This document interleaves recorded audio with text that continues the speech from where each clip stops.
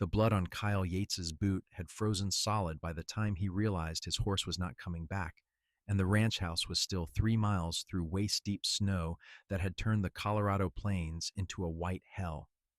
He pressed his hand against the gash in his thigh where the panicked mare had kicked him before bolting, felt the makeshift tourniquet holding, and started limping east toward where he prayed his cattle were still alive in the February blizzard of 1885. The wind screamed across the open country like a living thing trying to tear the skin from his bones, and every step sent lightning up his leg, but he kept moving because 200 head of cattle were all that stood between his family's legacy and the bank taking everything his father had died to build. The storm had come in fast 3 days ago, catching everyone in Pueblo by surprise. Kyle had been in town picking up supplies when the sky turned the color of old bruises and the temperature dropped 30 degrees in an hour. He had made it back to the ranch before the worst hit, but this morning, when he went to check on the herd in the north pasture, he found the fence broken and half the cattle scattered. His horse had stepped in a hidden gully, gone down hard, and when Kyle hit the ground, the mare's hoof had caught his leg. The animal had scrambled up and disappeared into the white curtain of snow before he could grab the reins. Now he was alone with nothing but his rifle, a half-empty canteen that would freeze solid soon, and the knowledge that if he did not find shelter, he would die out here. His ranch hands had all quit 2 weeks ago when he could not pay them, heading south for steadier work. His younger brother had married last fall and moved to Denver. His mother had passed the previous spring. It was just Kyle and the land and the cattle, and he would be damned if he let any of it go without a fight. The wind shifted, bringing with it the distant sound of lowing cattle. He adjusted his course, squinting through the snow. His leg was going numb, which he knew was dangerous, but at least it did not hurt as much now. He could see dark shapes moving ahead, the cattle bunched together near a stand of cottonwoods that offered minimal shelter. He counted maybe 50 head, which meant the rest were still scattered or already dead. The thought made his chest tight. He had been counting on the spring sale to pay off the loan, to hire hands again, to finally fix the roof on the barn. He was 20 yards from the herd when his leg gave out completely. He went down hard, face first into the snow, the rifle flying from his grip. For a moment he just lay there, tasting blood and ice, wondering if this was how it ended. His father had always said the land would provide if you worked hard enough, prayed hard enough, but his father had never seen a winter like this one. Kyle pushed himself up on his elbows, spotted his rifle a few feet away, and crawled toward it. His fingers were so cold he could barely feel the metal when he grabbed it. That was when he heard the horse. At first he thought he was hallucinating, that his mind was playing tricks as he froze to death, but then he heard it again, the distinctive sound of hooves crunching through snow. He managed to roll onto his back, bringing the rifle up even though his hands were shaking so badly he could not have hit anything. Through the white curtain of snow, a figure on horseback materialized like something from a dream. The rider was smaller than he expected, bundled in a heavy coat and scarf, leading a second horse behind. As they got closer, Kyle realized with a shock that it was a woman. She pulled up beside him, and he could see dark eyes studying him from beneath the brim of a felt hat crusted with ice. "You planning to shoot me or accept help?" Her voice was muffled by the scarf, but clear enough. "Because I did not ride 3 miles in a blizzard to get shot by a stubborn rancher." Kyle lowered the rifle, which took more effort than it should have. "Did not ask for help." "Good thing I do not need permission." She dismounted with practiced ease, moving to his side. "That leg looks bad." She knelt beside him, examining his leg with quick, efficient movements. "This tourniquet saved your life, but we need to get you somewhere warm before you lose the leg entirely." "The cattle," Kyle said. His tongue felt thick in his mouth. "Need to check on them." "The cattle are fine for now. You will not be if we do not move." She stood, offering her hand. "Come on. My horse can carry double, and yours will follow. There's an old line shack about a mile south. We can wait out the storm there." Kyle wanted to argue, wanted to say he could manage on his own, but when he tried to move, his body would not cooperate. He took her hand, felt surprising strength as she helped pull him up. He was a good 6 inches taller than her and probably 70 pounds heavier, but she got her shoulder under his arm and supported his weight without complaint. Getting him into the saddle was harder. He nearly blacked out twice, and by the time he was mounted, he was shaking uncontrollably. Miriam climbed up behind him, reaching around to take the reins. "Hold on," she said, and urged the horse into motion. The ride to the line shack blurred together in Kyle's memory. He was aware of Miriam's arms around him, steadying him when he started to slip, aware of the horse's steady pace, picking its way through the deep snow, aware that he should be embarrassed, should be doing something other than leaning back against this stranger, but he was so cold and so tired that he could not bring himself to care.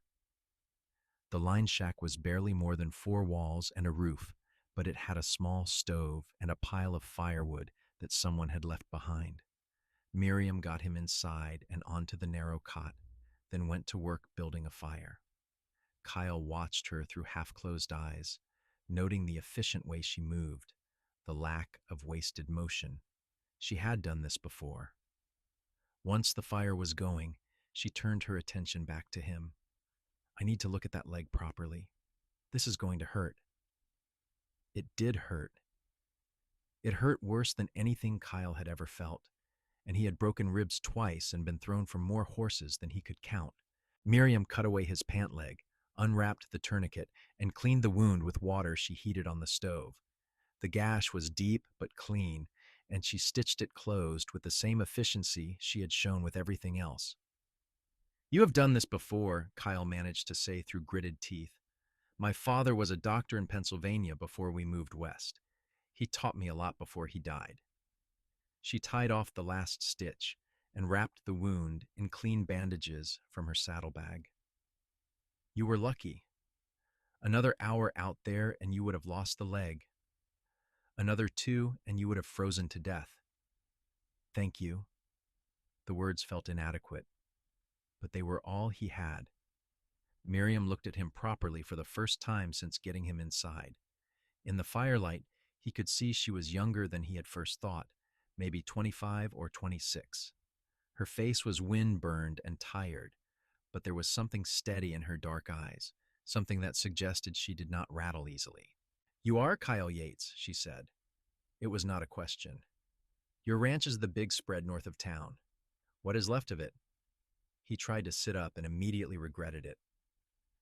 "How did you know?" "Small town. Everyone knows everyone's business." She pulled off her heavy coat and hung it near the fire to dry. Underneath, she wore a simple wool shirt and pants, practical clothing for ranch work. "I heard you lost your hands. Heard the bank is circling." Kyle felt his jaw tighten. "Like I said, small town. I was not judging. I know what it is like to fight for something everyone else thinks you should let go." She moved to the small window, looking out at the storm. "My father left me a piece of land south of town. 30 acres, good water. Everyone said I should sell it, that a woman could not run a ranch alone. That was 3 years ago. You still have it?" "I do." She turned back to him, and there was pride in her voice. 50 head of cattle, a dozen horses, and a cabin I built mostly myself. It is not much, but it is mine." Kyle found himself reassessing her. Running a ranch alone was hard enough for a man with hired help. For a woman on her own, it would be nearly impossible. The fact that she had held on for 3 years said something about her character. "Why did you come looking for me?" he asked. "You do not know me. I could have been anyone." Miriam was quiet for a moment, staring into the fire. "Last winter I had cattle scatter in a storm. I rode into town asking for help, and not one person would come. They all had excuses. All had reasons why it was not their problem. I lost 20 head that could have been saved if someone had just ridden out with me." She looked at him. "I know what it is like to need help and not get it. I will not do that to someone else if I can help it." Something in Kyle's chest loosened at her words. He had spent the past 6 months feeling like he was fighting alone, like no one understood what it was like to watch everything you had worked for slip away. But this woman, this stranger, understood. The storm should break by tomorrow, Miriam said, moving back to check his bandage. When it does, we can head back to your ranch, see what we can salvage. For now, you need to rest. You lost blood and you are half frozen. Your body needs time to recover. I do not have time, Kyle protested. The cattle are scattered. The fence is broken. If I do not get them gathered soon, I will lose them all. And if you push yourself too hard now, you will die, and then you will definitely lose everything. Her voice was firm. One day will not make that much difference. Trust me on this. Kyle wanted to argue, but exhaustion was pulling at him like a physical weight. His leg throbbed despite the bandaging, and the warmth from the fire was making him realize just how close to freezing he had come. He closed his eyes just for a moment, and when he opened them again, it was dark outside, and Miriam was sitting near the fire, cleaning her saddle by lamplight. How long was I asleep? His voice came out rough. Few hours. There is stew if you are hungry. Not much, but it will help. She brought him a tin cup filled with something that smelled like heaven. Kyle took it with hands that still shook slightly, tasted rabbit and potatoes, and something else he could not identify. It was simple but good, and he realized he had not eaten since morning. You are a good cook, he said. I am an adequate cook. When you live alone, you learn to make do. She sat on the edge of the cot, watching him eat. Tell me about your ranch. How long has it been in your family? My father homesteaded the land in 1870, right after he mustered out of the army. He spent 15 years building it up, and then 3 years ago he had a heart attack while out checking fence line. By the time I found him, he had been dead for hours. Kyle stared into the cup. He left me the ranch. My brother took the money from selling the hardware store in town. I thought it was the better deal at the time. You were wrong? I do not know anymore. Some days I think I should have sold it all and headed west like my brother wanted. California maybe, or Oregon. But this is where my father is buried. This is where my mother wanted to stay. It feels like betrayal to just walk away. Miriam nodded slowly. I understand that. After my father died, people kept telling me to go back east, find a husband, settle down to a proper life. But he loved this land. He chose to come here, to build something new. Leaving felt like saying his choice was wrong. What about your mother? She died when I was young. Cholera. It was just my father and me after that. She stood, moving to add wood to the fire. He wanted me to have opportunities, to see the world, but I think he was also lonely. When he suggested moving west, I jumped at the chance.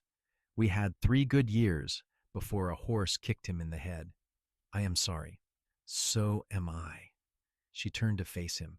But grief does not pay bills, and self-pity does not fix fences. You do what you have to do to survive. They talked into the night, sharing stories about ranching, about the peculiar challenges of making a life on the Colorado plains.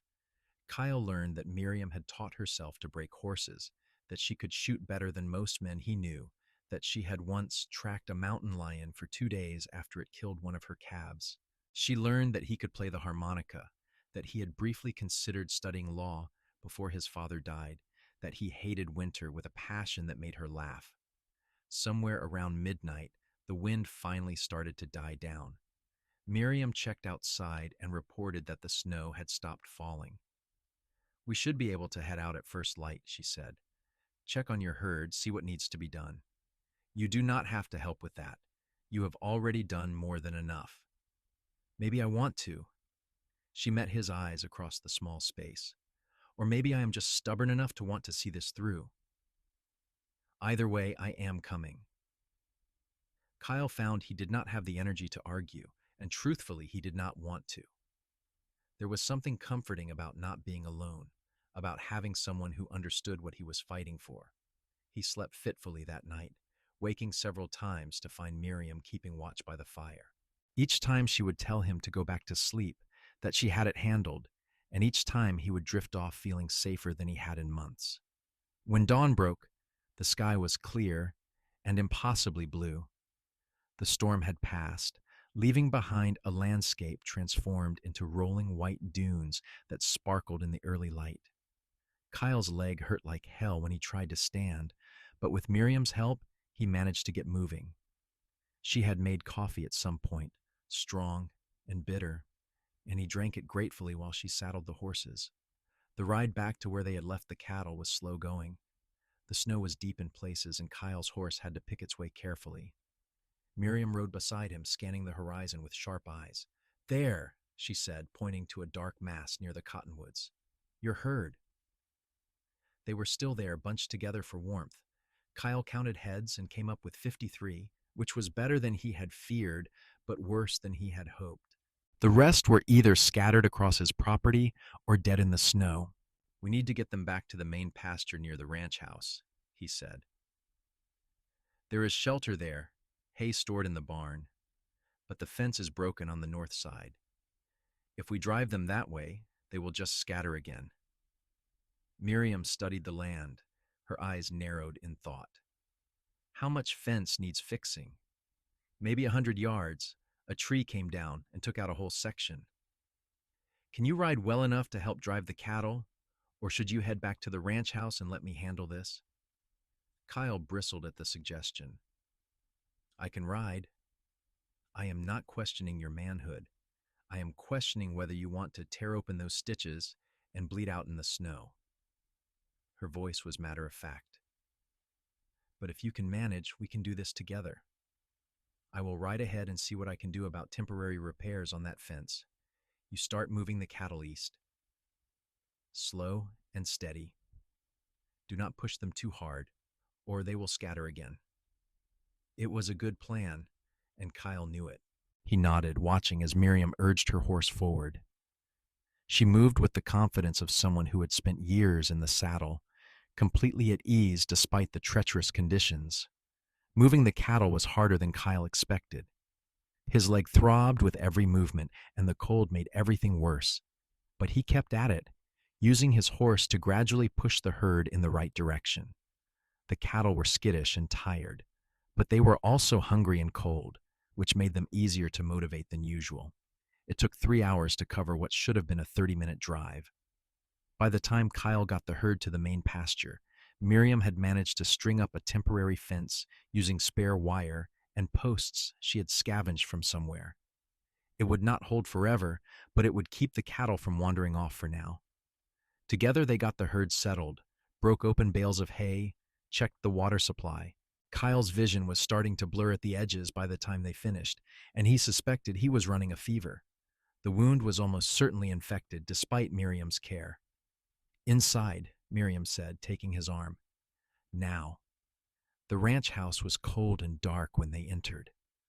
Kyle had not had time to properly bank the fire before heading out yesterday morning, and it had long since died. Miriam got him into a chair and went to work rebuilding the fire, then disappeared into the kitchen. He heard water pumping, the clatter of pots. "You have medicine?" she called. "Cabinet above the sink. Whiskey." She returned with a bottle and a clean cloth. "This is going to hurt." She was right. Checking the wound and cleaning it again made Kyle see stars, but when she was done, the bandage was fresh, and she had given him enough whiskey that the pain had dulled to a manageable throb. "You need a proper doctor," she said. "That infection could turn serious. Dr. Harrington is in town. That is a 2-hour ride each way in good weather." "Then I will go get him." "You have done enough. Your own ranch needs tending." Miriam crossed her arms. "My ranch is fine for another day. You, on the other hand, are not. I did not stitch you up in a line shack just to watch you die of infection in your own house. So you can either accept my help with grace, or you can complain about it while I do it anyway. Your choice." Kyle found himself almost smiling, despite everything. "You are stubborn." "I have been called worse." She grabbed her coat. "I will be back before dark with the doctor. There is more stew on the stove. Try to eat something and keep that leg elevated." She was gone before he could protest further, leaving him alone in the house his father had built. Kyle sat in the chair, staring at the fire, trying to process everything that had happened in the past 24 hours. A stranger had saved his life, stitched him up, helped him move his cattle, and was now riding through deep snow to fetch a doctor. He did not know what to make of it, did not know what to make of her, but he knew he wanted to see her again. Dr. Harrington arrived just after sunset, a thin man in his 60s who complained the entire time he examined Kyle's leg. But his touch was gentle and professional, and when he was finished, he pronounced that Miriam had done excellent work under difficult circumstances. "Keep it clean, change the bandage twice a day, and stay off it as much as possible for the next week," he said. "I will leave you some proper medicine for the infection. And young man, you are lucky Miss Parker found you when she did. Another hour and we would be having a very different conversation." After the doctor left, Miriam stayed to make sure Kyle ate a proper meal and took his medicine. She moved around the kitchen with easy familiarity, and Kyle realized she was probably used to taking care of herself, to managing a household alone. "You should head back to your place," he said. "It will be dark soon, and you have been away all day." "I will leave in a bit." She poured herself coffee and sat across from him at the kitchen table. "Tell me the truth. How bad is your situation with the bank?" Kyle hesitated, then figured there was no point in hiding it. She would hear the gossip in town anyway. "I have a loan payment due in 6 weeks, $500. If I cannot make it, they will foreclose." "Can you make it?" "Not without selling cattle, and I cannot sell cattle in this weather. Even if the weather clears, I am down at least 100 head from where I need to be to make enough at the spring sale." Miriam was quiet, thinking. What if you had help? What if you could gather the scattered cattle, get your numbers back up? "I cannot afford to hire hands." I was not talking about hired hands. She met his eyes. "I am talking about me." Kyle stared at her. "You have your own ranch to run." "My ranch is small enough that I can manage it and help you too. At least for a few weeks, until you are back on your feet." She leaned forward. "Look, I know how this sounds. We do not know each other. You do not owe me anything. But I also know what it is like to need help and not get it, and I am offering." "Why?" Kyle asked. "Why would you do this?" Miriam took a long sip of her coffee, considering her answer. "Maybe because I see someone fighting for something that matters. Maybe because I am tired of watching good people lose everything while others stand by and do nothing. Or maybe I just like a challenge." She smiled, and it transformed her entire face. "Does the reason really matter? I cannot pay you. I am not asking for payment. I am asking for a chance to help. There is a difference." Kyle felt something shift in his chest, something that had been closed off for months, opening up just a little.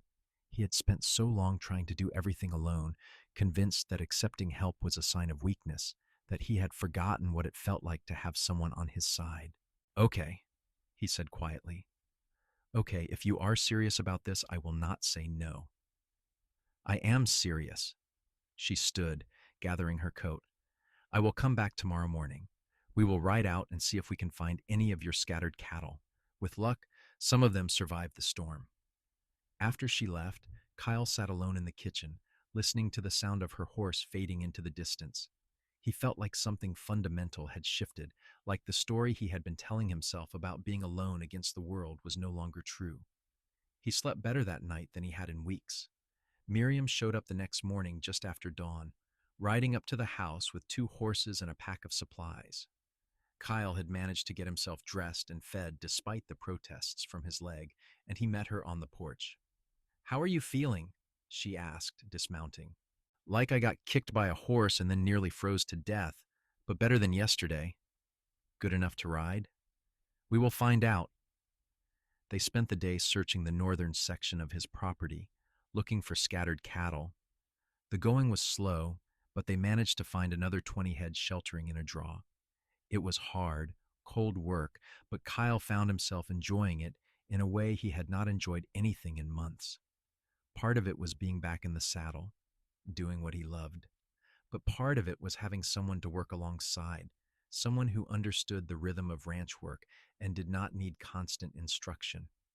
Miriam was good with cattle, patient and steady. She seemed to know instinctively when to push and when to back off, when to let the animals set the pace. They worked together with surprising ease, developing a wordless communication that came from shared purpose. Over the next week, they fell into a routine. Miriam would ride over each morning, and they would spend the day working the ranch, gathering cattle, repairing fence, checking water sources. She would stay for dinner, and they would talk about everything and nothing while the fire crackled in the hearth. Then she would ride home to tend her own place, and Kyle would lie awake thinking about her until exhaustion finally pulled him under. His leg was healing slowly but surely. The infection cleared up thanks to the doctor's medicine and Miriam's diligent care. By the end of the second week, he could walk without limping, though it still ached in the cold. They found another 30 heads scattered across various parts of his property, bringing his total back up to just over 100. It was still short of what he needed, but it was better than he had dared hope after the storm. "We should celebrate," Miriam said one evening as they finished tallying the count. "You might actually pull this off." "We might pull this off," Kyle corrected. "I could not have done any of this without you." She looked away, but not before he caught the flush of color in her cheeks. "I just helped a little. You saved my life. You spent 2 weeks helping me save my ranch. That is more than a little." They were standing in the barn, the last light of day slanting through the open doors. Miriam was backlit, and for a moment Kyle could not breathe for looking at her. When had this happened? When had she gone from stranger to friend to something more? He could not pinpoint the exact moment, but he knew with absolute certainty that he did not want her to leave. "Miriam," he started, then stopped, not sure what he wanted to say. She turned to face him fully, and there was something in her eyes that made his heart kick against his ribs. "Yes? I was wondering if maybe you would want to have dinner in town sometime. Not here, not working. Just dinner." The silence stretched out long enough that Kyle started to regret asking, started to tell himself he had misread everything. But then she smiled, slow and warm. "I would like that," she said. "I would like that a lot." They went to dinner the following Saturday at the hotel restaurant in Pueblo. Kyle wore his best suit, which he had not put on since his father's funeral. Miriam wore a dress the color of deep blue twilight that made her dark eyes even more striking. They sat by the window and ate steak and potatoes and talked about everything except cattle and ranching. Kyle learned that she loved to read, that she had a small collection of books she guarded jealously, that she missed the ocean even though she had only seen it twice as a child, that she could play piano but had not touched one since her father died. She learned that he had once wanted to paint, that he wrote letters to his brother every month that never got answered, that he secretly preferred winter mornings when everything was quiet and still. Walking her back to where she had left her horse, Kyle felt 17 instead of 28, nervous and hopeful in a way he had not felt in years. When they reached the hitching post, Miriam turned to face him. "Thank you for tonight," she said. "I had forgotten what it was like to just enjoy someone's company. We should do it again, soon." "I would like that." Kyle took a breath, gathering his courage. "Miriam, I need you to know that you mean something to me, more than just someone who helped when I needed it. You are important to me." She reached up and touched his cheek, her hand warm against his skin. "You are important to me too, more than I probably should admit after such a short time." He kissed her then, soft and careful, and when she kissed him back, it felt like coming home after a long journey. They stood there on the main street of Pueblo, holding each other while the cold wind blew around them, and Kyle thought that maybe, just maybe, things were going to be okay. Over the following weeks, they continued working together to prepare the ranch for spring. But now there was an added layer to their relationship, moments stolen between tasks when they would stop to kiss or simply stand close together. Kyle felt like he was waking up from a long sleep, rediscovering parts of himself that had been buried under grief and worry. Miriam continued to surprise him. She had a sharp sense of humor that caught him off guard, making him laugh when he least expected it. She challenged his ideas, pushed him to think differently about problems he had been attacking the same way for years. She fit into his life like she had always been there, like there had always been a space waiting for her to fill. The bank payment came due in March. Kyle sold 60 head at fair prices, enough to cover the loan with a little left over for operating costs. When he walked out of the bank, free and clear for another 6 months, he found Miriam waiting for him on the street. Well? She asked. Paid in full. He could not stop grinning. The ranch is safe. She threw her arms around him, and he lifted her off her feet, spinning her around while she laughed. People on the street stared, but Kyle did not care. For the first time since his father died, he felt like he was not just surviving, but actually living. That night, he made dinner at the ranch house, determined to show her he could cook more than just beans and bacon. He managed roast chicken and vegetables, and if the biscuits were a little burned, Miriam was kind enough not to mention it. After dinner, they sat on the porch watching the sun set over the plains. The land was starting to green up, winter finally releasing its grip. In a few weeks, it would be time for spring roundup, for branding calves and checking fence lines and all the endless work that came with running a ranch. But for now, in this moment, everything was still and peaceful. I have been thinking, Kyle said, about the future, about what I want. And what do you want? He took her hand, threading his fingers through hers. I want you here, not just helping with the ranch, but here, with me, permanently. Miriam was quiet for a long moment, and Kyle's heart hammered against his ribs. He had never proposed to anyone before, and he was suddenly terrified that he had misread everything, that she would say no. Are you asking me to marry you? Her voice was soft. Yes, I know it is fast. I know we have only known each other a few months, but I am sure about this. I am sure about you. I love you, Miriam. I think I started falling in love with you the moment you showed up in that blizzard and refused to let me die. She turned to face him fully, and there were tears in her eyes. I love you too. I did not want to, did not plan on it, but I do. And yes, I will marry you. But I have conditions. Anything. My ranch stays mine. I worked too hard for it to give it up, even for you.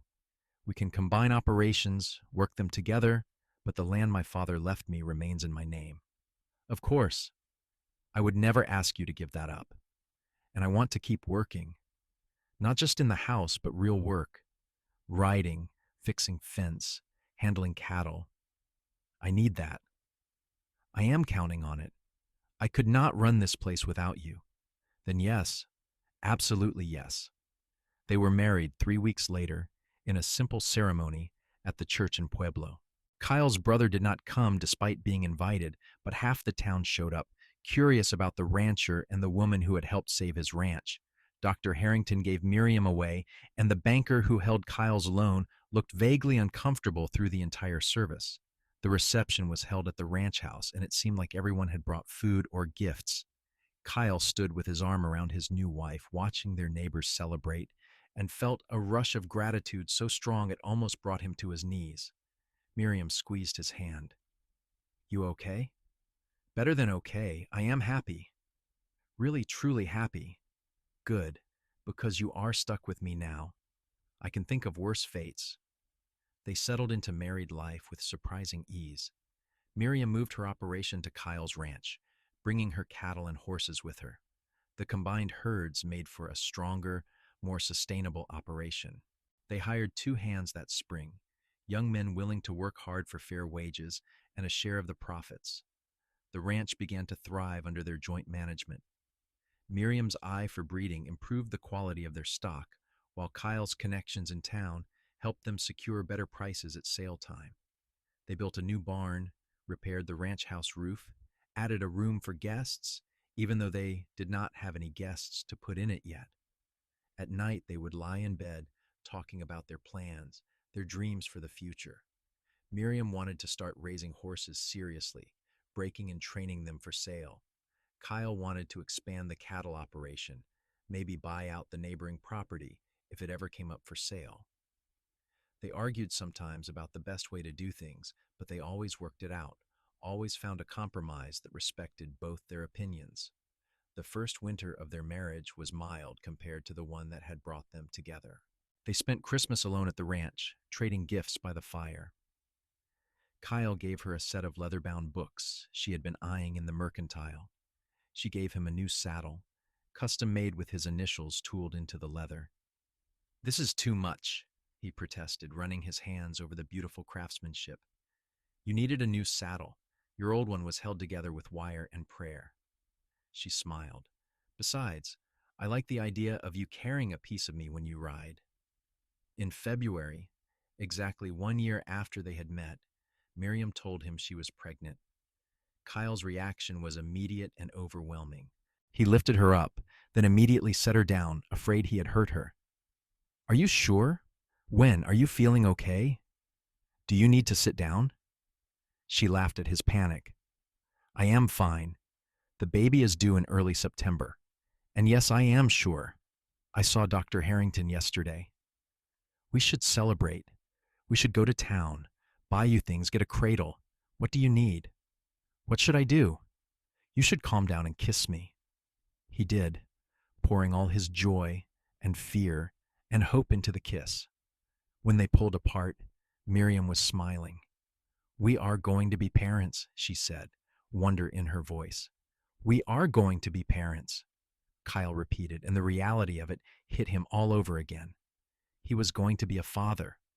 This woman he loved was going to have his child. They were building something together, a family, a legacy. The pregnancy was difficult at times. Miriam was sick in the mornings through the first few months, and by summer, the heat made her miserable. But she refused to stop working, insisted on riding out to check cattle, even when Kyle begged her to stay at the ranch house and rest. "I am pregnant, not an invalid," she told him. "Women have been doing this work for centuries. I will be fine." She was right, of course. She was strong and stubborn and determined not to let pregnancy slow her down. But Kyle still worried, still found himself watching her constantly, making sure she was okay. Their son was born on a warm September evening while a thunderstorm rolled across the plains. Dr. Harrington attended the birth, along with 2 women from town who served as midwives. Kyle paced in the kitchen, listening to the sounds from the bedroom and trying not to lose his mind with worry. When the baby finally cried, loud and healthy, Kyle felt his knees go weak with relief. One of the women came out and told him he had a son, that both mother and baby were doing well. He entered the bedroom to find Miriam propped up on pillows, exhausted but radiant, holding a tiny bundle. "Meet your son," she said softly. Kyle sat on the edge of the bed, looking down at the smallest person he had ever seen. The baby had a shock of dark hair and a red, angry face, and Kyle fell in love immediately and completely. "What should we name him?" Miriam asked. "I was thinking maybe Henry, after your father."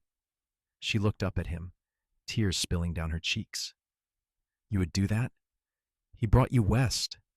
In a way, he brought us together. It seems fitting. Henry it is, then. Henry Yates." Kyle carefully took his son from Miriam's arms, marveling at how light he was, how perfect. This was his child, his and Miriam's. This tiny person was the future they had been building toward. The first months with a baby were exhausting.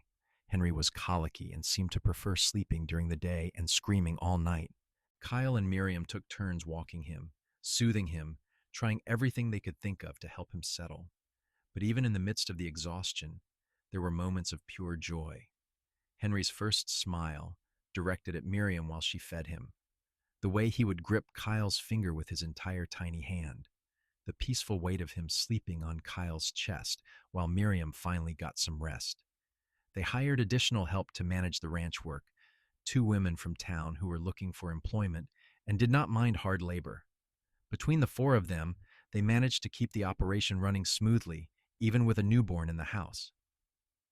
Spring came again, and with it, the endless cycle of ranch work. But now there was a new element to their days, the constant presence of a growing child. Henry was walking by the time he was 10 months old, getting into everything, fearless and curious about the world around him. He's going to be a handful, Miriam said one evening, watching their son try to chase one of the barn cats. He gets that from you, Kyle replied. I seem to recall you were the one who tried to check on your herd in a blizzard with a bleeding leg. That was different. That was necessary. Stubbornness is stubbornness, regardless of the reason. They were sitting on the porch, the same place Kyle had proposed 3 years earlier. The ranch had grown considerably since then. They now ran over 300 head of cattle, had a string of horses that were earning a reputation for quality, and had added several buildings to the property. But more than the physical growth, the place felt different.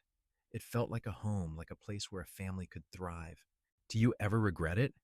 Kyle asked suddenly. Giving up your independence, tying yourself to me in this place? Miriam looked at him, genuinely surprised. Never, not once. Why would you ask that? I do not know. Sometimes I worry that you gave up too much. Your own ranch, your freedom. Kyle, listen to me. I did not give up anything. I gained everything. A partner, a family, a life that is bigger and fuller than anything I could have built alone. She reached over and took his hand. You are my choice. Every day you are my choice. He pulled her close, kissing the top of her head. You are my choice too. Always. Time moved forward the way it does on a ranch, marked by seasons and cattle sales and the growth of a child. Henry grew from toddler to young boy, strong and curious and full of energy. He learned to ride almost before he could properly walk, spent his days following Kyle and Miriam around the ranch, asking endless questions about everything. When Henry was 5, Miriam got pregnant again. This time the pregnancy was easier, and their daughter was born on a clear spring morning without complications. They named her Grace, after Kyle's mother, and she was the opposite of her brother in every way. Quiet where Henry was loud, content to sit and observe while Henry ran wild. The ranch continued to prosper. They bought the neighboring property when it came up for sale, nearly doubling their holdings. Hired more hands, built more structures, invested in better breeding stock. By the time Henry was 10 and Grace was 5, the Yates Ranch was one of the largest operations in the region. But for all the growth and success, Kyle never forgot that first winter, limping through the snow with a bleeding leg, certain he was going to lose everything. Never forgot the moment Miriam appeared through the storm like an answer to a prayer he had not known how to say. She had saved his life in every way that mattered, and he tried to tell her that every day. Do you remember when we met?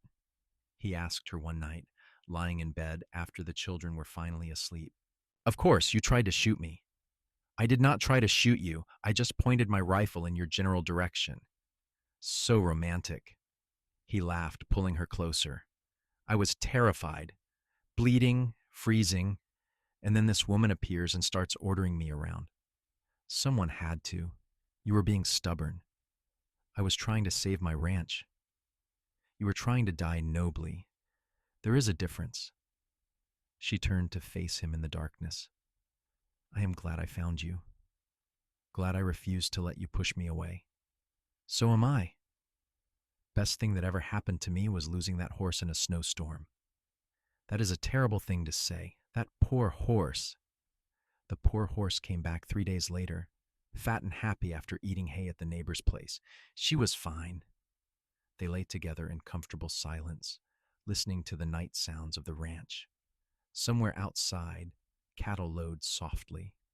An owl called from the cottonwoods near the creek. The wind moved through the grass like breathing. I want to do something, Miriam said suddenly. For the people in town, the ones struggling the way you were, what did you have in mind?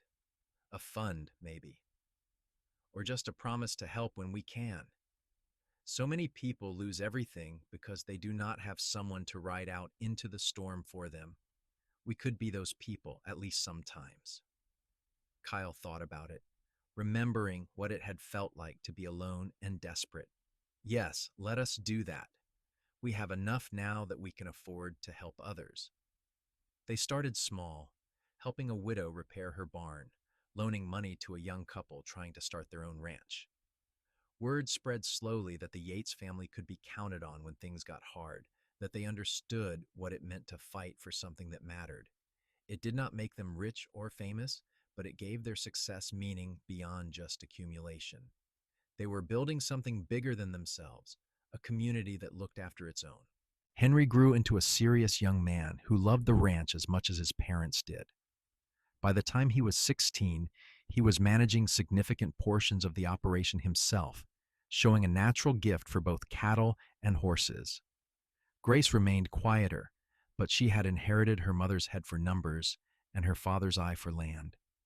Together, they made a formidable team. On their 15th wedding anniversary, Kyle took Miriam back to the line shack where he had first realized he was falling in love with her.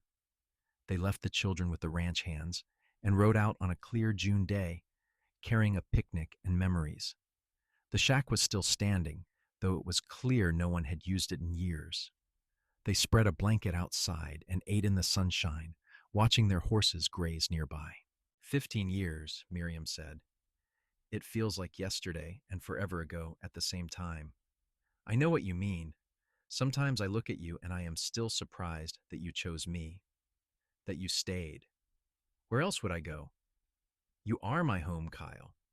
You and the children and this land. This is where I belong. He pulled her into his arms, holding her close. She still fit against him perfectly, still made his heart race the way she had that first night when he had realized how much he wanted her to stay. I love you, he said. I have loved you from the moment you refused to let me be noble and stupid in a snowstorm. I love you too, even when you are being noble and stupid. They made love in the shade of the shack, slow and familiar and still electric after all these years. Afterward, they lay together on the blanket, watching clouds drift across the endless sky. What do you think the next 15 years will bring? Miriam asked. More of the same, I hope. The kids growing up, the ranch continuing to do well. Growing old with you. That sounds perfect. They rode back to the ranch as the sun was setting, the land golden in the late light. From a distance, Kyle could see the house, the barns, the fences marking their property. Could see the smoke rising from the chimney where one of the hands was probably making dinner. Could see his children playing in the yard with one of the dogs. This was his life. This was what he and Miriam had built together, starting from a moment of desperation in a blizzard. He had been prepared to die that day, had thought he was watching everything he cared about slip away. But she had ridden out when no one else would, had refused to let him give up, and in doing so, had given him a future he had not dared imagine. The years continued to pass with the steady rhythm of ranch life. They faced droughts and floods, harsh winters and burning summers, cattle prices that rose and fell with market forces they could not control. But they faced everything together, and that made all the difference. When Henry married at 22, bringing home a smart, capable young woman named Sarah, Kyle and Miriam stepped back from some of the day-to-day operations. They were not old, barely in their 50s, but they had worked hard for decades and were ready to let the next generation take the lead. Grace surprised everyone by announcing she wanted to study veterinary medicine. It was unusual for a woman, but she was determined, and Kyle and Miriam supported her completely. She went back east to school and returned 4 years later as Dr. Grace Yates, one of the few female veterinarians in Colorado. The ranch continued to thrive under Henry's management, and with Grace providing veterinary care, their livestock operation became one of the healthiest in the region. They expanded into new areas, experimented with different breeds, adapted to changing markets. But for all the success, Kyle's favorite times were still the quiet evenings on the porch with Miriam, watching the sun set over land they had fought so hard to keep. They would sit close together, her head on his shoulder, and talk about everything and nothing. "Do you ever think about that day in the blizzard?" he asked one evening. "All the time. It changed everything. What made you come looking for me?" "Really?" She was quiet for a moment, thinking. "I saw your horse running loose, and I knew someone was in trouble. But more than that, I remembered what it felt like to need help and not get it. I remembered standing in town asking people to ride out with me to save my cattle and having everyone turn away. I swore if I ever had the chance to be the person who helped instead of the person who turned away, I would take it. I am glad you did. I am glad you were stubborn enough to ride out in a blizzard for a stranger. You are not a stranger anymore. No, you are my whole world." The grandchildren started coming after that. Henry and Sarah had 3 boys in quick succession, loud and energetic and endlessly entertaining. Grace eventually married a fellow doctor and had twin girls who were as smart and determined as their mother.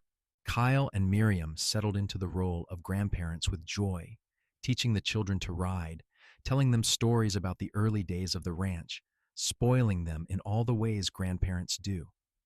The ranch house that had once felt too big and empty was now constantly full of noise and life.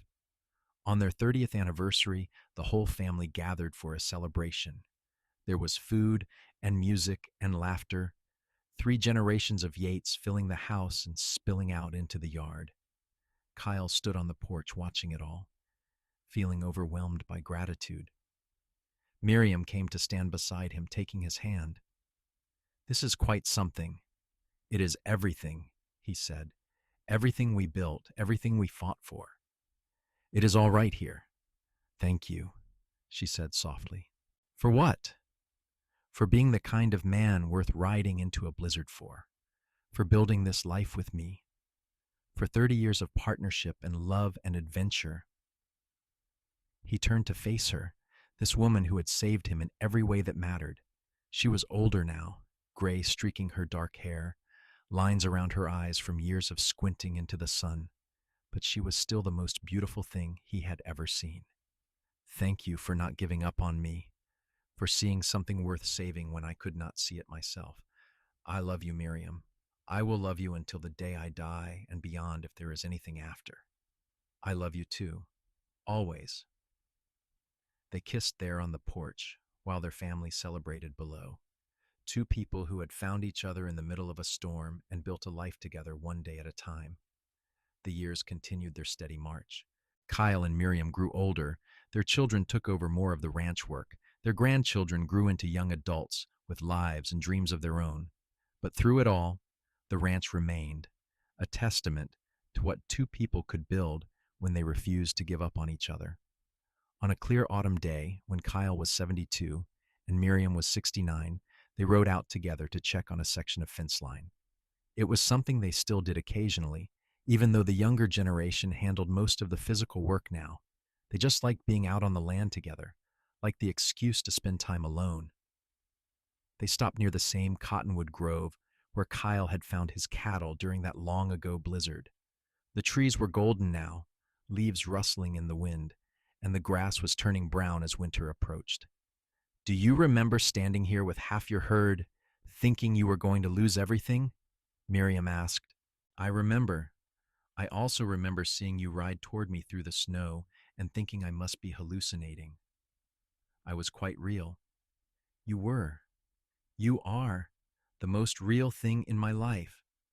He dismounted carefully, his joints stiffer than they used to be, and helped Miriam down. They stood together, looking out over land that had been in his family for over 50 years.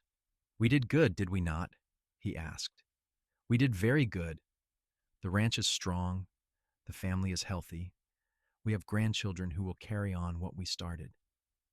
What more could we ask for? Nothing. Absolutely nothing." They rode back to the ranch house as the sun was setting, just as they had done thousands of times before. The routine was comfortable, familiar, the kind of deep contentment that comes from a life well lived. That night, lying in bed with Miriam curled against his side, Kyle thought about the journey that had brought them here. A blizzard, a desperate ride through snow, a woman brave enough to help when no one else would. From that single act of courage and compassion, everything else had flowed. A marriage, a family, a legacy that would continue long after they were gone. "What are you thinking about?" Miriam asked sleepily. "How lucky I am. How grateful I am that you were the kind of person who would ride out into a storm for a stranger. You would have done the same for me." "Yes, but you did it first. You saved me, Miriam, in every way a person can be saved." She lifted her head to kiss him, soft and sweet. "We saved each other. That is what love does." They fell asleep like that, wrapped around each other. Two people who had weathered every storm life threw at them because they faced it together. Years later, when their great-grandchildren asked about how Kyle and Miriam had met, the story had taken on the quality of legend. The blizzard grew fiercer in the retelling, the danger more acute, the rescue more dramatic. But the heart of the story remained true. A man struggling alone, a woman who refused to let him face it by himself, and a love that grew from that single act of courage. The ranch passed to Henry and eventually to his children, each generation adding their own chapter to the ongoing story. But they all knew where it had truly begun, in a snowstorm in February 1885, when Miriam Parker rode out to help a stranger named Kyle Yates, and everything changed. Kyle and Miriam lived to see their golden wedding anniversary, surrounded by children and grandchildren and great-grandchildren. The ranch they had fought so hard to save, thriving beyond anything they could have imagined. They spent their final years in the house Kyle's father had built, watching sunsets from the same porch where they had fallen in love, holding hands and remembering. When Kyle passed peacefully in his sleep at the age of 81 with Miriam beside him, his last words were "Thank you. Thank you for riding out into the storm. Thank you for refusing to let me give up. Thank you for building this life with me." Miriam lived another 3 years after that, strong and independent to the end. She spent her days surrounded by family, teaching her great-grandchildren to ride, telling stories about the early days, making sure the history of how it all began was never forgotten. On the day she died, at the age of 80, she was sitting on the porch watching a spring storm roll across the plains. The wind was picking up and the sky was turning dark, and she smiled as the first snowflakes began to fall. They were rare this late in the season, but not unheard of. "Like the day we met," she said to Grace, who was sitting with her. "Tell me again," Grace asked, even though she had heard the story 100 times. So Miriam told it one more time, about a blizzard and a desperate man, and a choice to help instead of turning away. About how love could grow from the smallest acts of courage, about how two people could build something lasting if they refused to face the world alone. When she finished, she closed her eyes and smiled and slipped quietly away. They buried her next to Kyle on a hill overlooking the ranch, under cottonwood trees that whispered in the wind. The whole family gathered to say goodbye to the woman who had ridden out into a blizzard for a stranger and built a dynasty in the process. The ranch continued on, as Kyle and Miriam had always intended. Their descendants worked the land, raised cattle, taught their children about the people who had started it all. The story of how Kyle and Miriam met became part of the family mythology, told and retold with each generation. But beyond the legend, beyond the story, what remained was the truth at its core, that love could grow from courage, that helping someone in their darkest moment could change the course of lives, and that two people working together could build something that would outlast them both. The ranch still stands today, passed down through the generations, a living testament to what began on a frozen February day when Miriam Parker refused to let Kyle Yates die alone in a snowstorm. It is a story of the West, of stubborn determination and unexpected love, of two people who found each other when they needed it most and built a life together, one hard, one day at a time. And on winter days when the snow falls heavy and the wind howls across the plains, some say you can still feel their presence there. Two souls forever intertwined, watching over the land they loved and the family they created from courage, compassion, and an unwavering commitment to face every storm together.